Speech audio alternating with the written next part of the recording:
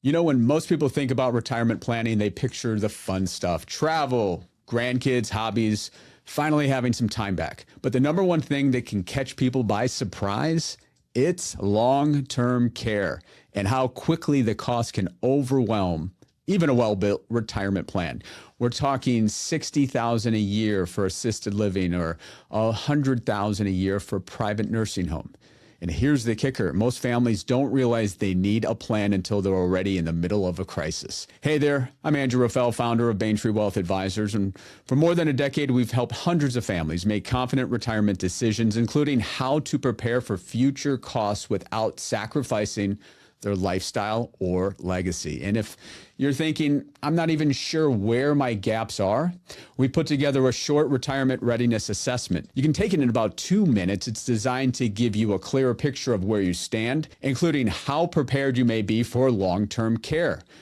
The link is right below this video. All right, so let's talk through on the main ways retirees cover long-term care expenses so you can get a sense of what might fit your situation. Option one, self-funding. A lot of people start here because it feels straightforward. I'll just pay for care if and when I need it. Self-funding means you're using your savings, your retirement accounts, even your home equity to cover costs as they come. It tends to work best for households with around $3 million or more in liquid assets and have a disciplined withdrawal strategy. The upside is you have the complete flexibility. You're not locked into premiums or specific benefits. The downside, market downturns, a 3-year stay in private care can drain $300,000 pretty quickly.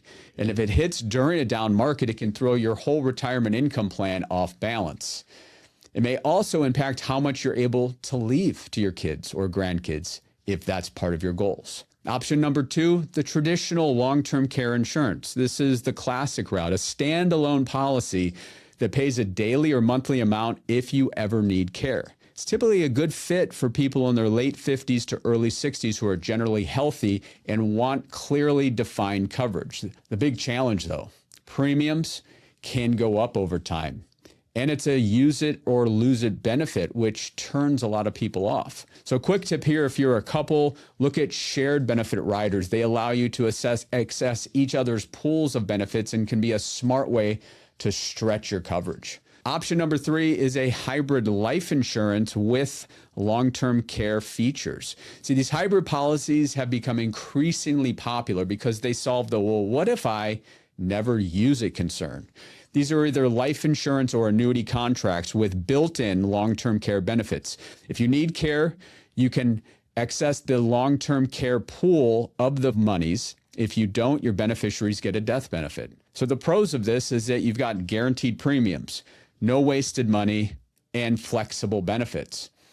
The cons, they often require lump sum funding or larger annual payments. Here's a simple example. We have a 60-year-old couple.